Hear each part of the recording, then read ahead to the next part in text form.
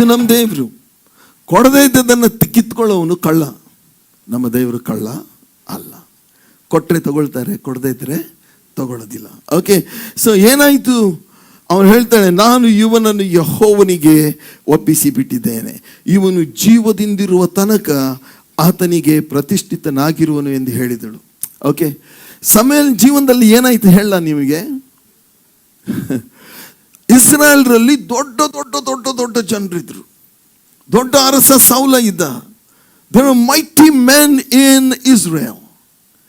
None of them were able to hear the voice of God. ಸಮಯಲ್ಲ 8 ವರ್ಷದವನಿರುವಾಗಲೇ ದೇವರ ಸ್ವರ ಕೇಳಲಿಕ್ಕೆ start ಮಾಡಿದ. ಹಲ್ಲೆಲೂಯಾ. ಯಾಕೆ ಗೊತ್ತಾ? Power in giving. ಕೊಡೋದ್ರಲ್ಲಿ ಏನಿದೆ? ಶಕ್ತಿ ಇದೆ. ಕೊಡೋದ್ರಲ್ಲಿ ಆಶೀರ್ವಾದ ಇದೆ. ಹನ್ನಳು ಧನ್ಯಳಾದ್ಲು. ಯಾಕೆ ಅಂತ ಹೇಳಿದ್ರೆ, ಇನ್ನೊಂದು ದೊಡ್ಡ ಆಶೀರ್ವಾದ ಅವಳ ಮಗನಿಗೆ ಆದದ್ದು ಏನಂತ ಹೇಳಿದ್ರೆ, ಹಿ became the leader of the Israel. ಇಡೀ ಜನಾಂಗಕ್ಕೆ, ಇಡೀ ದೇಶಕ್ಕೆ ನಾಯಕ ಆದ. ಅವನು ಪ್ರವಾದಿ ಆದ. ಹಲ್ಲೆಲೂಯಾ. ನೀವೇನು ತಿಳ್ಕೊಂಡಿದ್ದೀರಿ? ಕೊಟ್ಟರೆ ನಮಗೆ ಕಡಿಮೆ ಆಗ್ಬಿಡುತ್ತೆ ಅಂತ ತಿಳ್ಕೊಂಡಿದ್ದೀರಾ? ಕೊಟ್ಟವನಿಗೆ ಹೆಚ್ಚಾಗ್ತದೆ, ಕೊಡದವನಿಗೆ ಇದ್ದದ್ದು ಹೋಗುತ್ತೆ. ಹಲ್ಲೆಲೂಯಾ. ಇದು ನಾನು ನಿಮ್ಗೆ ಹೇಳ್ತಾ ಇರೋದು ಸತ್ಯ. ಬೈಬಲ್ನಿಂದ ನಾನು ನಿಮ್ಗೆ ಹೇಳ್ತಾ ಇದ್ದೇನೆ. ಓಕೆ, ಮುಂದೆ ಇನ್ನೊಬ್ಬ ಹೊಸ ಒಡಂಬಡಿಕೆಗೆ ಬರೋಣ. ಅಲ್ಲೊಬ್ಬ ವಿಚಿತ್ರ ಅವನು ಕೊಟ್ಟಿರೋದು. ಅಪೊಸ್ತಲರ ಕೃತ್ಯಕ್ಕೆ ನಾವು ಹೋಗೋಣ, 4ನೇ ಅಧ್ಯಾಯ. ಅದಕ್ಕಿಂತ ಮುಂಚೆ ಹೊಸ ಒಡಂಬಡಿಕೆಯಲ್ಲಿ ಮಾರ್ಕನ್ ಬರೆಸುವಾರ್ತೆ ಹೋಗೋಣ. ಮಾರ್ಕನ್ ಬರೆಸುವಾರ್ತೆ 12ನೇ ಅಧ್ಯಾಯ, ಮಾರ್ಕ 12. ಇಲ್ಲಿ ಯೇಸುಸ್ವಾಮಿ ನಿಂತ್ಕೊಂಡು ಸಭಾಮಂದಿರದಲ್ಲಿ ನಿಂತ್ಕೊಂಡಿದ್ದಾರೆ. ಇದೇ ಥರ ಚರ್ಚಲ್ಲಿ ಯೇಸುಸ್ವಾಮಿ ನಿಂತ್ಕೊಂಡಿದ್ದಾರೆ. ಎಲ್ಲರೂ ಕಾಣಿಕೆ ಹಾಕ್ತಾ ಇದ್ದಾರೆ. ಓಕೆ, ಬಹುಶಃ ರಾಗ ಹಾಡ್ತಾ ಇರ್ಬೇಕಾದ್ರೆ ಎಲ್ಲರೂ ಕಾಣಿಕೆ ಹಾಕ್ತಾ ಇರುವಾಗ ಯೇಸುಸ್ವಾಮಿ ನಿಂತ್ಕೊಂಡು ನೋಡ್ತಾರೆ, ಯಾರ್ಯಾರು ಎಷ್ಟೆಷ್ಟು ಕಾಣಿಕೆ ಹಾಕ್ತಾ ಇದ್ದಾರೆ ಅಂತೇಳಿ. ಓಕೆ, ಅವಾಗ ಏನಾಯ್ತಂತೆ? 12ನೇ ಅಧ್ಯಾಯ 41ನೇ ವಚನದಿಂದ. ಯೇಸು ಬೊಕ್ಕಸದ ಮನೆಗೆ ಎದುರಾಗಿ ಕೂತುಕೊಂಡು ಜನರು ಬೊಕ್ಕಸದಲ್ಲಿ ಹಣ ಹಾಕುವುದನ್ನು ನೋಡುತ್ತಿದ್ದನು. ಓಕೆ, ಅನೇಕ ಮಂದಿ ಐಶ್ವರ್ಯವಂತರು ಬಹಳ ಬಹಳ ಹಾಕುತ್ತಿರಲು ಒಬ್ಬ ಬಡ ವಿಧವೆಯು ಬಂದು 2 ಕಾಸು ಅಂದರೆ 1 ದುಗ್ಗಾಣಿ ಹಾಕಿದಳು. ಅವಳು ಎಷ್ಟು ಹಾಕಿದ್ಲಂತೆ? 1 ದುಗ್ಗಾಣಿ ಅಂದರೆ 2 ಕಾಸು. ಆಗ ಆತನು ತನ್ನ ಶಿಷ್ಯರಿಗೆ ಹತ್ತಿರಕ್ಕೆ ಕರೆದು, ನಿಮಗೆ ನಿಜವಾಗಿ ಹೇಳುತ್ತೇನೆ, ಬೊಕ್ಕಸದಲ್ಲಿ ಹಾಕಿರುವವರೆಲ್ಲರಲ್ಲಿ ಈ ಬಡ ವಿಧವೆ ಹೆಚ್ಚು ಹಾಕಿದ್ದಾಳೆ. ಹೇಗಂದರೆ ಎಲ್ಲರೂ ತಮಗೆ ಸಾಕಾಗಿ ಮಿಕ್ಕದ್ರಲ್ಲಿ ಹಾಕಿದ್ರು. ಉಂಡು ಉಳಿದದ್ದು ಬೀಸಾಕಾಣದೆ. ಪ್ರಿಯರೇ, ಒಂದನ್ನು ಯಾವಾಗಲೂ ನಾವು ನೆನಪಲ್ಲಿ ಇಡಬೇಕು. ನನ್ನನ್ನು ಹಿಡ್ಕೊಂಡು ದೇವರಿಗೆ ಕೊಡುವಾಗ ಎಚ್ಚರಿಕೆಯಿಂದಿರಬೇಕು. ನಾವೇನು ಮಾಡ್ತೇವೆ? ದೇವರಿಗೆ ಹರಿದದ್ದು, ಮುರಿದದ್ದು, ಹಳಸಿದ್ದು, ಉಪಯೋಗಕ್ಕೆ ಬರದೇ ಇದ್ದಂಥದ್ದು ತಗೊಳ್ರಿ ಅಂತ ಕೊಡ್ತೀವಿ. ನಾವು ಯಾರಿಗಂತ ಕೊಡ್ತೀವಿ? ದೇವರಿಗಂತ ಕೊಡ್ತೀವಿ. ನಾವು ಹರಿದದ್ದು ಕೊಟ್ಟರೆ ನಮ್ಗೆ ಸಿಗೋದು ಎಂಥದ್ದು? ಹರಿದಿರೋದೆ. ಹಳಸಿದ್ದು ಕೊಟ್ಟರೆ ಸಿಗೋದು ಎಂಥದ್ದು? ದೇವರಿಗೆ ಕೊಡುವಾಗ ಯಾಕೆ ಎಚ್ಚರಿಕೆಯಿಂದ ಇರಬೇಕಂತ ಹೇಳಿದ್ರೆ, ದೇವರಿಗೆ ನಾವು ಹಾಸ್ಯ ಮಾಡಬಾರ್ದು, ದೇವರಿಗೆ ಅವಮಾನ ಮಾಡಬಾರ್ದು. ಕೊಡುವಾಗ ಪ್ರೀತಿ, ಕೊಡುವಾಗ ಹಾಗೆ ಕೊಡೋಣ, ಇಲ್ಲದೇ ಇದ್ರೆ ಕೊಡೋದೇ ಬೇಡ. Yes or no? ಎಸ್. ನಾವು ಇಲ್ಲಿ ಬಂದಿರೋದ ಕಲಿಯೋದಕ್ಕೋಸ್ಕರ. ಇವತ್ತು ನಮಗೆ ಪಾಠ ಏನಂತ ಹೇಳಿದ್ರೆ, ಕೊಡೋದ್ರ ವಿಷಯದಲ್ಲಿ ನಾವು ಕಲಿಯೋಣ. ಇವ್ರಿಗೆ ಯಾಕೆ ಕೊಡಬೇಕು, ಈ ಚರ್ಚಿಗೆ ಯಾಕೆ ಕೊಡಬೇಕು, ಅವ್ರಿಗೆ ಯಾಕೆ ಕೊಡಬೇಕು ಅಂತ ಅನೇಕರು ನೀವು ಅಂದ್ಕೊಳ್ತೀರಲ್ಲ, ಅದು ಅವರಿಗೆ ಕೇಳುತ್ತೆ. ನೀವು ಕೊಟ್ಟದ್ದು ನಿಮಗೆ ಆಶೀರ್ವಾದ ಆಗದೆ ಶಾಪ ಆಗಿಬಿಡುತ್ತೆ. ಕೊಡುವಾಗ ಯೋಚನೆ ಮಾಡಿ ಕೊಡ್ರಿ. ಪ್ರತಿಯೊಬ್ಬನೂ ತನ್ನ ಮನಸ್ಸಿನಲ್ಲಿ, ತನ್ನ ಹೃದಯದಲ್ಲಿ ನಿರ್ಣಯಿಸಿಕೊಂಡ ಪ್ರಕಾರ ಕೊಡಲಿ. ದುಃಖದಿಂದಾಗಲಿ ಬಲಾತ್ಕಾರದಿಂದಲೇ ಯಾರೂ ಕೊಡಬಾರ್ದು ಅಂತ 2 ಕೊರಿಂಥ 9:6-7 ನಾವು ನೋಡ್ತೇವೆ. Okay, right. ಹಾಗಾದರೆ ಇಲ್ಲಿ ನಾವು ನೋಡ್ತಾ ಇದ್ದೇವೆ, ಈ ಒಬ್ಬ ಬಡ ವಿಧವೆ ಅವಳು ಹಾಕ್ತಾ ಇದ್ದಾಳೆ. ಅವಳು ಹೇಗೆ ಕೊಟ್ಲು ಅಂತ ಹೇಳಿದ್ರೆ, ಇದ್ದದ್ದೇ ಅಷ್ಟು ಅವಳ ಹತ್ರ ಇದ್ದದ್ದೇ ಅದು. ಆದರೆ ದೇವರ ಮೆಚ್ಚುಗೆಯನ್ನು ಪಡ್ಕೊಂಡಾಗ ಹೋದ್ಲು. ಉಳಿದವರೆಲ್ಲ ಏನಂತೆ, ದೇವರು ಮೆಚ್ಚಿದ್ರ ಅವ್ರನ್ನ. ಯೇಸು ಸ್ವಾಮಿ ಹೇಳಿದ್ರು, ಅವರು ಉಳಿದದ್ರಲ್ಲಿ ತಂದು ಬೀಸಾಕ್ತಾರೆ ದೇವರಿಗೆ. ಪ್ರಿಯರೇ, ಕೊಡೋದ್ರ ವಿಷಯದಲ್ಲಿ ನಾವು ದೇವ್ರ ವಾಕ್ಯ ಏನು ಹೇಳ್ತದೆ ನಾವು ಸ್ಪಷ್ಟವಾಗಿ ನಾವು ಕಲಿಯೋಣ. ಇನ್ನು ಮೇಲೆ ಕೊಡೋದ್ರಲ್ಲಿ ನಮ್ಮನ್ನು ಬದಲಾವಣೆ ಮಾಡಿಕೊಳ್ಳೋಣ. ನಾನು ಸಹ ನನ್ನನ್ನು ಹಿಡ್ಕೊಂಡು ಯಾಕಂದ್ರೆ ಈ ವಾಕ್ಯ ಕೇವಲ ನಿಮಗೆ ಮಾತ್ರ ಅಲ್ಲ, ಈ ವಾಕ್ಯ ನನಗೂ ಕೂಡ. ಹಲ್ಲೆಲೂಯಾ. ಓಕೆ, ಮುಂದೆ ನಾವು ನೋಡ್ತೇವೆ ಅಪೊಸ್ತಲರ ಕೃತ್ಯಕ್ಕೆ ನಾವು ಹೋಗೋಣ. ಅಪೊಸ್ತಲರ ಕೃತ್ಯ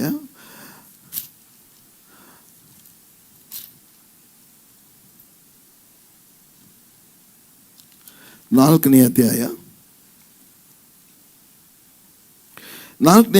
32ನೇ ವಚನದಿಂದ.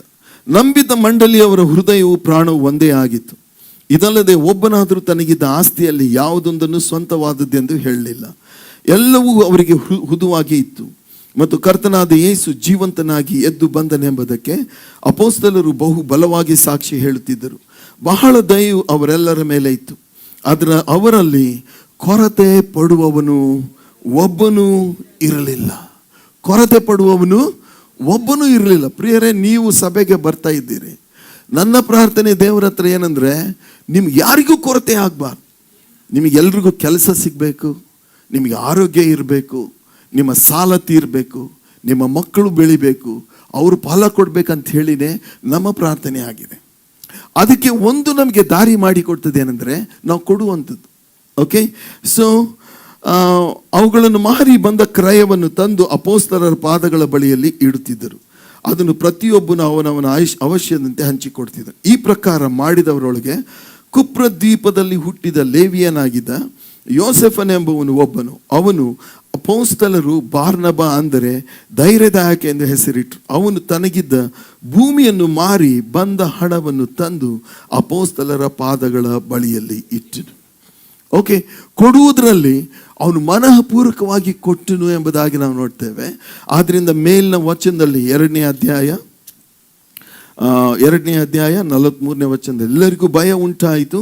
ಇದಲ್ಲದೆ ಅನೇಕ ಅದ್ಭುತ ಕಾರ್ಯಗಳು, ಸೂಚಕ ಕಾರ್ಯಗಳು ಅಪೊಸ್ತಲರ ಕೈಯಿಂದ ನಡೆದವು. ನಂಬಿದವರೆಲ್ಲರೂ ಒಗ್ಗಟ್ಟಾಗಿದ್ದು ತಮ್ಮದೆಲ್ಲವನ್ನು ಹುದುವಾಗಿ ಅನುಭೋಗಿಸುತ್ತಾ ತಮ್ಮ ತಮ್ಮ ಚರ ಸ್ಥಿರ ಸ್ವತ್ತುಗಳನ್ನು ಮಾರಿ ಬಂದ ಹಣವನ್ನು ಎಲ್ಲರಿಗೂ ಅವರವರ ಅಗತ್ಯವಿದ್ದ ಹಾಗೆ ಹಂಚಿಕೊಡ್ತಾ ಇದ್ದರು. ಅವರಲ್ಲಿ ಕೊರತೆ ಪಡುವವನು ಒಬ್ಬನೂ ಇರಲಿಲ್ಲ. ಯಾಕೆ ಅಂತ ಹೇಳಿದ್ರೆ, ಅವರು ಬೇರೆಯವರಿಗೆ ಕೊಡ್ತಾ ಇದ್ರು. ಮೆಸಡೋನಿಯಾ ಅಥವಾ ಮೆಕೆಡೋನಿಯಾ ಸಭೆಯವರು ಶಕ್ತಿ ಮೀರಿ ದೇವರ ಸೇವೆಗೆ ಕೊಟ್ಟರು ಅಂಥೇಳಿ ನಾವು ಕೊರಿಂಥ 8ನೇ ಅಧ್ಯಾಯದಲ್ಲಿ ನಾವು ನೋಡ್ತೇವೆ. ಪ್ರಿಯ ಸಹೋದರ ಸಹೋದರಿ, ಹೀಗೆ ಅನೇಕ ರೀತಿಯಲ್ಲಿ ನಾವು ನೋಡ್ತೇವೆ. ಕೊಡುವುದರ ಬಗ್ಗೆ ದೇವರ ವಾಕ್ಯ ಸ್ಪಷ್ಟವಾಗಿ ನುಡಿತದೆ. ಹಲ್ಲೆಲೂಯಾ. ಕೊಡುವುದನ್ನು ನಾವು ಅಭ್ಯಾಸ ಮಾಡಿಕೊಳ್ಬೇಕು. ಕೊಡುವುದು ಹೇಗೆ ಅಂತ ನಾವು ದೇವರ ವಾಕ್ಯದಿಂದ ನಾವು ಕಲ್ಕೊಳ್ಬೇಕು. ಆದರೂ ಸಹ ಪ್ರಶ್ನೆ ಏನಂತ ಹೇಳಿದ್ರೆ, ಯಾಕೆ ದೇವರಿಗೆ ನಾವು ಕೊಡಬೇಕು? Why we should give? ದೇವರಿಗೇನಾದರೂ ಕಡಿಮೆ ಆಗಿದೆಯಾ? ದೇವರಿಗೇನಾದರೂ ಕೊರತೆ ಇದೆಯಾ? ಏನೂ ಕೊರತೆ ಇಲ್ಲ. ಆದರೂ ಸಹ ದೇವರು ಹೇಳ್ತಾರೆ ಯಾಕೆ ಕೊಡಬೇಕು ಅಂತ. ಬೇಗ ಬೇಗ ನಾವು ಕೆಲವು ಸಂಗತಿಗಳನ್ನ ನಾವು ನೋಡಿಕೊಂಡು, ಲೂಕನ ಬರೆಸುವಾರ್ತೆ 6ನೇ ಅಧ್ಯಾಯ 38ನೇ ವಚನ. ಕೊಡಿರಿ, ಆಗ ನಿಮಗೂ ಕೊಡಲ್ಪಡುವುದು. ಜಡಿದು ಅಲ್ಲಾಡಿಸಿ ಹೊರ ಸೂಸುವ ಹಾಗೆ ನಿಮ್ಮ ಸೆರಿಗೆಗೆ ಹಾಕುವರು. ದೇವ್ರ ವಾಕ್ಯ ಹೇಳ್ತಿದೆ ಯಾಕೆ ಕೊಡಬೇಕು ಅಂತ ಹೇಳಿದ್ರೆ, ನೀವು ಕೊಟ್ಟಾಗ ವಾಪಸ್ ನಿಮಗೇನಾಗ್ತದೆ? ಕೊಡಲ್ಪಡ್ತದೆ. ಎಲ್ಲರೂ ಹೇಳೋಣ, ಕೊಡಿರಿ ಆಗ ನಿಮಗೂ ಕೊಡಲ್ಪಡುವುದು. ಎಲ್ಲರೂ ಹೇಳೋಣ, ಕೊಡಿರಿ ಆಗ ನಿಮಗೂ ಕೊಡಲ್ಪಡುವುದು. ಕೊಡಬೇಡ್ರಿ, ನಿಮಗೂ ಕೊಡಲಾಗುವುದಿಲ್ಲ. Okay, very simple. ಪ್ರಿಯ ಸಹೋದರ ಸಹೋದರಿ, ಕೊಡೋದನ್ನು ನಾವು ಕಲಿಬೇಕು. ಯಾಕಂತ ಹೇಳಿದ್ರೆ, ಕೊಟ್ಟಾಗಲೇ ನಮಗೆ ಕೊಡಲ್ಪಡ್ತದೆ. ದೇವರೇನು ಹೇಳ್ತಾರೆ? ನೀನು ಕೊಡು. ನಾವು ದೇವರಿಗೆ ಹೇಳ್ತೇವೆ, ನೀ ಮೊದಲು ಕೊಡು. ನಮ್ಮ ಮನೋಭಾವ ಅಥವಾ ನಮ್ಮ ಬುದ್ಧಿ, ನಮ್ಮ ಜಾತಿ ಎಂಥದ್ದು ಅಂತ ಹೇಳಿದ್ರೆ, ನೀನು ಕೊಡ್ತಾ ಇರು. ನಮ್ಮ ಮನೋಭಾವ ಏನಂದರೆ, ಎಲ್ಲ ನನಗೆ ಕೊಡ್ರಿ. ಈಗ ಮನೆಯಲ್ಲಿ ಜಗಳ ನಡೆದಿರುತ್ತೆ ಆಸ್ತಿ ಬಗ್ಗೆ. ಏನಕ್ಕೆ ಜಗಳ ನಡೆದಿರುತ್ತೆ? ಎಲ್ಲ ಯಾರಿಗೆ ಬೇಕು? ದೊಡ್ಡದು ಯಾರಿಗೆ ಬೇಕು? ಚೆನ್ನಾಗಿರೋದು ಯಾರಿಗೆ ಬೇಕು? ನನಗೆ ಬೇಕು. ಪ್ರಿಯ ಸಹೋದರ ಸಹೋದರಿ, ಓಕೆ, ಈ ಮನೋಭಾವ ಯಾವಾಗಲೂ ತಗೊಳ್ಬೇಕು, ನನಗೆ ಬೇಕು ಅನ್ನೋ ಮನೋಭಾವ ಇರೋದ್ರಿಂದ ನಾವುಗಳು ಆಶೀರ್ವಾದ ಹೊಂದೋದೇ ಇಲ್ಲ. ಯಾವಾಗ ನಾನು ಕೊಡಬೇಕು ಅನ್ನೋ ಮನೋಭಾವ, ಇದು ಕಷ್ಟ ರೀ. ಯಾಕಂದರೆ ನಾವು ಹುಟ್ಟಿದ್ದೇ ಹಾಗೆ. ಹುಟ್ಟಿದ್ದು ಏನಂತ ಹೇಳಿದ್ರೆ, ನನಗೆ ಕೊಡು ಇರೋದ್ರಿಂದ ದೇವ್ರ ವಾಕ್ಯ ಹೇಳ್ತದೆ, ಕೊಡುವುದು ದೇವರ ಸ್ವಭಾವ. ಕೊಡುವುದು ದೇವರು ನನ್ನ ತಂದೆ ಆಗಿದ್ದರೆ ಅವರ ಸ್ವಭಾವವೇ ನನ್ನಲ್ಲಿ ಇರಬೇಕು. ಕೊಡುವುದನ್ನು ಕಲೀರಿ. ನಿಮಗೆ ಬರ್ಕೊಟ್ಟು ಹೇಳ್ತೀನಿ, ನಿಮ್ಮ ಜೀವನದಲ್ಲಿ ಕೊರತೆ ಅನ್ನೋ ಬೇತಾಳ ಬರುವುದೇ ಇಲ್ಲ. ಆಮೆನ್. ನೀವು ಕೊಡ್ತಾ ಇರ್ರಿ, ನಿಮಗೆ ಬರ್ತಾ ಇರುತ್ತೆ. ನೀವು ಕೊಡದೇ ಇರ್ರಿ, ಇದ್ದದ್ದು ಒಣಗಿ ಹೋಗುತ್ತೆ. ಓಕೆ, ಆದ್ರಿಂದ ದೇವರ ವಾಕ್ಯ ಯಾಕೆ ಕೊಡಬೇಕು ಅಂತ ಹೇಳಿದ್ರೆ, ಕೊಟ್ಟಾಗಲೇ ನಮಗೆ ವಾಪಸ್ ಕೊಡ್ತಾರೆ. ಆದರೆ ನಾವು ಕೊಟ್ಟ ರೀತಿಯಲ್ಲೆಲ್ಲ, ನಾವು ಕೊಟ್ಟ ಮೇಲೆ ಜಡಿದು ಅಲ್ಲಾಡಿಸಿ ಹೊರಸೂಸು ಹಾಗೆ.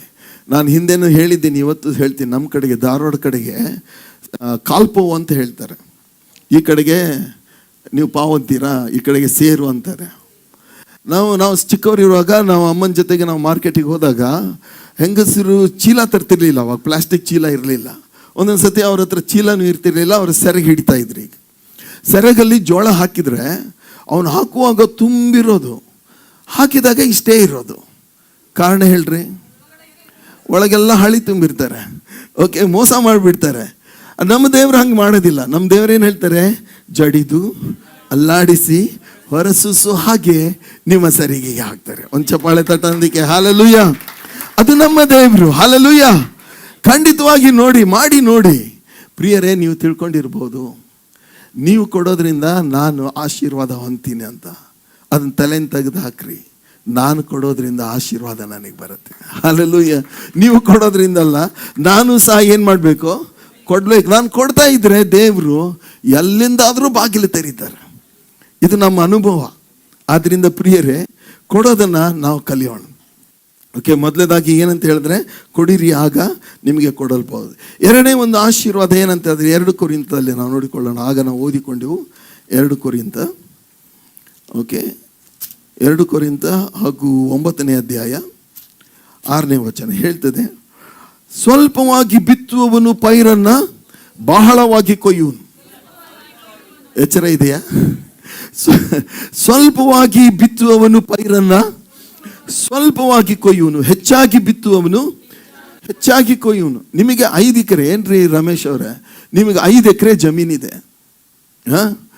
5 ಚೀಲ ನೀವು ಬೀಜ ಬಿತ್ತಬೇಕಂತಿದ್ದೀರಾ. ಆದರೆ ನಿಮ್ಮ ಮಿಸ್ಸಸ್ ಬಂದು ಹೇಳ್ತಾರೆ, ಭೂಮಿಗೆ ಯಾಕೆ ಕೊಡ್ಬೇಕು, ನಾವು ಭೂಮಿಗೆ ಕೊಡಂಗಿಲ್ಲ, 5 ಚೀಲ ನಮಗೆ ಇಟ್ಕೊಳ್ಳೋಣ ಅಂತ ನೀವು ಇಟ್ಕೊಂಡ್ರೆ ಏನಾಗುತ್ತೆ? 5 ಚೀಲಕ್ಕೆ ನಿಮ್ಮ ಕತೆ ಮುಗಿದು ಹೋಗುತ್ತೆ. ಭೂಮಿ ಮೇಲೆ ನಂಬಿಕೆ ಇದೆಯಾ ನಿಮಗೆ? ಹೌದಾ? ಭೂಮಿ ಮೇಲೆ ನಂಬಿಕೆ ಇದೆ, 5 ಕೊಟ್ಟರೆ 50 ವಾಪಸ್ ಕೊಡುತ್ತೆ ಅಂತ. ಇದೇ ಬಹಳ ಪ್ರಾಮುಖ್ಯವಾದ ಒಂದು ತತ್ವ ಪ್ರಿಯರೇ, ಪ್ರಿನ್ಸಿಪಲ್. ಏನಂತ ಹೇಳಿದ್ರೆ, 5 ಚೀಲ ನಂಬಿಕೆಯಿಂದ ಈ ದೇವರು ಅನ್ನುವಂಥ ಹೊಲಕ್ಕೆ ನಾನು ಕೊಡ್ತೀನಿ. ನೋಡ್ರಿ, ಈ ಲೋಕದಲ್ಲಿ ನೀವು ಬೀಜ ಬಿತ್ತಿದಾಗ ಮಳೆ ಬರದೇ ಇದ್ದಾಗ ನಿಮಗೆ ಫಲ ಸಿಗದೇ ಇರಬಹುದು. ಅಥವಾ ನೀವು ಪೆಸ್ಟಿಸೈಡ್ ಸರಿಯಾಗಿ ಹಾಕದೆ, ಗೊಬ್ಬರ ಸರಿ ಹಾಕದೆ ನಿಮ್ಗೆ ಒಳ್ಳೆ ಫಸಲು ಬರದೇ ಇರಬಹುದು. ಆದ್ರೆ ಒಂದನ್ನು ನೆನಪಲ್ಲಿ ಇಟ್ಕೊಂಡಿರಿ, ದೇವರೆಂಬ ಹೊಲದಲ್ಲಿ ನೀವು ಬಿತ್ತಿದ್ರೆ ನಿಮಗೆ ಆಶಾಭಂಗ ಆಗೋದೇ ಇಲ್ಲ. ಆಮೆನ್. ಇದು ನಮ್ಮ ಅನುಭವ. ನಾನು ನನ್ನ ಹೆಂಡತಿ ಸೇವೆ ಪ್ರಾರಂಭ ಮಾಡಬೇಕಾದ್ರೆ ಒಂದು ತೀರ್ಮಾನ ಮಾಡಿದ್ವಿ. ದೇವರೇ, ನಮಗೆ ಭಿಕ್ಷೆ ಬೇಡಕ್ಕೆ ಇಷ್ಟ ಇಲ್ಲ, ನಾವು ಯಾರನ್ನೂ ಕೇಳೋದಿಲ್ಲ. ಓಕೆ, ನೀನು ನಮಗೆ ಸಹಾಯ ಮಾಡಬೇಕು. ಆದರೆ ಒಂದು ಮಾತೇನೆಂದರೆ, ನೀನು ನಮ್ಗೆ ಏನು ಕೊಡ್ತೀಯೋ ಅದರಲ್ಲಿ 100ರಲ್ಲಿ 10 ನಾವು ಕೊಟ್ಟು ಬಿಡ್ತೀವಿ ನಿನ್ನ ಸೇವೆಗೆ. ಸೊ ನಾವು ಕೊಡ್ತಾ ಬಂದೀವೋ, ನಮಗೆ ದೇವ್ರ ಕೊರತೆ ಮಾಡಲೇ ಇಲ್ಲ. ಹಾಲೆಲೂಯ. ಇದು ನಾವು ನಡ್ಕೊಂಡು ಬಂದ, ಅನುಭವಿಸಿದ, ನಾವು ಪ್ರಾಕ್ಟೀಸ್ ಮಾಡಿದಂಥ ಒಂದು ರೀತಿ. ಆದ್ದರಿಂದ ಪ್ರಿಯರೇ, ಏನಂತ ದೇವ್ರ ವಾಕ್ಯ ಹೇಳ್ತದೆ, ಸ್ವಲ್ಪವಾಗಿ ಬಿತ್ತುವವನು ಪೈರನ್ನ ಸ್ವಲ್ಪವಾಗಿ ಕೊಯ್ಯುವನು, ಹೆಚ್ಚಾಗಿ ಬಿತ್ತುವವನು ಹೆಚ್ಚಾಗಿ ಕೊಯ್ಯುವನು ಎಂಬುದಾಗಿ ತಿಳ್ಕೊಳ್ರಿ. ಪ್ರಿಯರೇ, ದೇವರನ್ನುವಂಥ ಹೊಲದಲ್ಲಿ ನೀವು ಬಿತ್ತಿರಿ. ಕೊಡುವಾಗ ಎಲ್ಲ ಕೇವಲ ಹಣ ಮಾತ್ರ ಅಲ್ಲ, ಅನೇಕ ವಿಷಯಗಳಲ್ಲಿ ನಮ್ಮ ಸಮಯ ಕೊಡೋಣ, ನಮ್ಮ ತಲಾಂತಗಳನ್ನು ಕೊಡೋಣ, ನಮ್ಮ ಮಾತುಗಳನ್ನು ಕೊಡೋಣ. ಕೆಲವ್ರು ಏನಂತ ಹೇಳಿದ್ರೆ, ನಾನು ಯಾರ ಜೊತೆ ಮಾತಾಡಲ್ಲ, ನಾನು ಯಾರ ಜೊತೆ ಮಿಕ್ಸ್ ಆಗಲ್ಲ, ನನಗೆ ಯಾರು ಬೇಡ. ದೆವ್ವ ಅದು. ಏನದು? ದೆವ್ವ. ಅವ್ರಿಗೇನು ಹಿಡ್ಕೊಂಡಿದೆ? ಅವ್ರು ಯಾರು ಹೇಳ್ರಿ ಗಟ್ಟಿಯಾಗಿ? ಯಾರು ಅವರು? ದೆವ್ವ ಹಿಡಿದವರು. ಎಲ್ರು ಹೇಳೋಣ, ನಂಗೆ ಯಾರ ಜೊತೆ ಮಾತಾಡ, ನಂಗೆ ಯಾರು ಬೇಡ, ನಾನು ಯಾರಿಗೂ ಏನು ಹೇಳಲ್ಲ. ಪ್ರಿಯರೇ, ಹಂಗಲ್ಲ. ದೇವರು ನಮ್ಮನ್ನು ಇಟ್ಟದ್ದು ಅಡವಿಯಲ್ಲಿ ಅಲ್ಲ, ಸಮಾಜದಲ್ಲಿ ಇಟ್ಟಿದ್ದಾರೆ. ದೇವರು ಕುಟುಂಬನ ನಂಬ್ತಾರೆ. ಏನು ನಂಬ್ತಾರೆ? ಕುಟುಂಬ ಅನ್ನುವಂಥದ್ದನ್ನು ಮಾಡಿದವರು ಯಾರು? ದೇವರೇ. ತಂದೆ ತಾಯಿ, ಗಂಡ ಹೆಂಡತಿ, ಮಕ್ಕಳು, ಓಕೆ, ಸಂಬಂಧಿಕರು, ಕೆಲವರು ನಮ್ಗೆ ಯಾವ ಸಂಬಂಧಿಕರು ಬೇಡ, ಅವಳು, ಇವನು. ಓಕೆ, ಎಲ್ಲರೂ ತೂತೂನೇ. ನೀನು ಯಾರು? ನೀನು ದೇವ್ರಾ? ಪರಿಶುದ್ಧನಾ?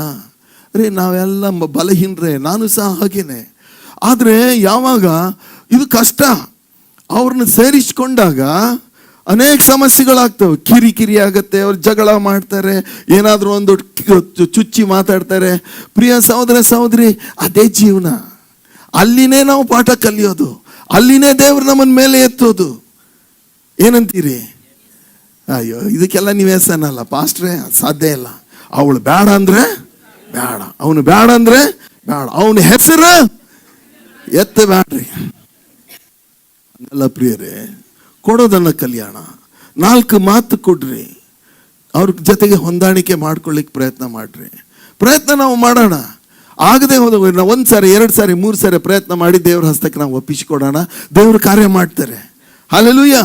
ನಮ್ಮ ಪ್ರಯತ್ನ ನಾವು ಮಾಡೋಣ, ಕೊಡೋದನ್ನು ನಾವು ಕಲಿಯೋಣ. ಯಾವಾಗ ನೀವು ಬಿತ್ತೀರೋ, ನೀವು ಬಿತ್ತದೆ ನಿಮ್ಮ ಹತ್ರನ ಇಟ್ಕೊಂಡ್ರೆ ಇದ್ದದ್ದು ಹೋಗ್ಬಿಡುತ್ತೆ.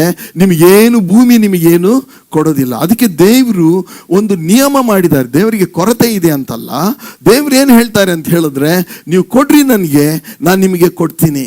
ದೇವರು ಇಸ್ಕೊಳ್ಳೋದಿನಕ್ಕೆ, ಗಟ್ಟಿಯಾಗಿ ಹೇಳೋಣ, ದೇವ್ರು ಇಸ್ಕೊಳ್ಳೋದಿನಕ್ಕೆ, ಇನ್ನೊಂದ್ಸರಿ ದೇವ್ರು ಇಸ್ಕೊಳ್ಳೋದಿನಕ್ಕೆ. ಅದಕ್ಕೆ ಆದ್ರೆ ನಾವು ಹೇಳ್ತೀವಿ, ನಾನು ಕೊಡಲ್ಲಪ್ಪ, ಇಷ್ಟೇ ಕೊಡು, ತೊಗೊಂಡೋಗಿ ರಾಜ. ಪ್ರಿಯರೇ, ಅಂಥವ್ರಿಗೆ ದೇವ್ರು ಹೆಂಗೆ ಕೊಡ್ತಾರೆ? ನಾನು ಕೊಡಲ್ಲ, ನೀನು ಎಷ್ಟು ಬೇಕಾದಷ್ಟು ಕಣ್ಣೀರಿಂದ ಪ್ರಾರ್ಥನೆ, ಹಗಲು ರಾತ್ರಿ 2 ಗಂಟೆಗಿದ್ದು ದೇವ್ರತ್ತೆ, ನೀ 2 ಗಂಟೆಗಾದ್ರೆ ಹೇಳು, 20 ಗಂಟೆಗಾದ್ರೆ ಹೇಳು, ಕೊಡೋ ದೇವರು ಅಷ್ಟೇ. ಯಾಕೆಂತ ಹೇಳಿದ್ರೆ, ನೀನು ಕೊಟ್ಟಿಲ್ಲ, ನಿನಗೆ ವಾಪಸ್ಸು ಸಿಕ್ಕಲ್ಲ. ಓಕೆ, ಇದು 2ನೇ ಒಂದು ಸಂಗತಿ. ಯಾಕೆ ನಾವು ಕೊಡಬೇಕು? ಕೊಟ್ಟರೆ ಏನಾಗುತ್ತೆ? ಧರ್ಮೋಪದೇಶ ಕಾಂಡ 15ನೇ ಅಧ್ಯಾಯ 10ನೇ ವಚನದಲ್ಲಿ ದೇವರು ವಾಕ್ಯ ಹೇಳ್ತಾರೆ, ನೀವು ಕೊಡುವಾಗ ಬೇಸರಗೊಳ್ಳದೆ ಉದಾರವಾದ ಮನಸ್ಸಿಂದಲೇ ಕೊಡಬೇಕು. ಇದರಿಂದ ನಿಮ್ಮ ದೇವರಾದ ಯೆಹೋವನು ನಿಮ್ಮ ಎಲ್ಲ ಕೆಲಸಗಳಲ್ಲಿಯೂ ಪ್ರಯತ್ನಗಳಲ್ಲಿಯೂ ನಿಮ್ಮನ್ನ ಅಭಿವೃದ್ಧಿ ಪಡಿಸು. ಒಂದ್ಸರಿ ಈ ವಚನ ಎಲ್ಲರೂ ಓದಿಕೊಳ್ಳೋಣ. ಏನು ಹೇಳುತ್ತೆ? ನೀವು ಕೊಡುವಾಗ ಬೇಸರಗೊಳ್ಳದೆ ಉದಾರವಾದ ಮನಸ್ಸಿನಿಂದಲೇ ಕೊಡಬೇಕು. ಇದರಿಂದ ನಿಮ್ಮ ದೇವರಾದ ಯೆಹೋವನು ನಿಮ್ಮ ಎಲ್ಲಾ ಕೆಲಸಗಳಲ್ಲಿ, ಎಂತ ಕೆಲಸ? ನನ್ನ ಹತ್ರ ಬಂದು ಹೇಳ್ತಾರೆ, ಪಾಸ್ಟ್ರೆ ಏನು ಪ್ರಯತ್ನ ಮಾಡಿದ್ರು ಆಗ್ತಾ ಇಲ್ಲ. ಆಫೀಸಿಗೆ ಹೋದ್ರೆ ಕೆಲಸ ಆಗಲ್ಲ, ಸಂತೆಗೆ ಹೋದ್ರೆ ಕೆಲಸ ಆಗಲ್ಲ, ಆಸ್ಪತ್ರೆಗೆ ಹೋದ್ರೆ ಕೆಲಸ ಆಗಲ್ಲ. ಏನೋ ಪಾಸ್ಟ್ರೆ, ಯಾರೋ ನಮಗೆ ಮಂತ್ರ ಮಾಡಿಸಿಬಿಟ್ಟಾರೆ. ಮಂತ್ರ ಮಾಡಿಸಿಲ್ಲ ಗೂಬೆ,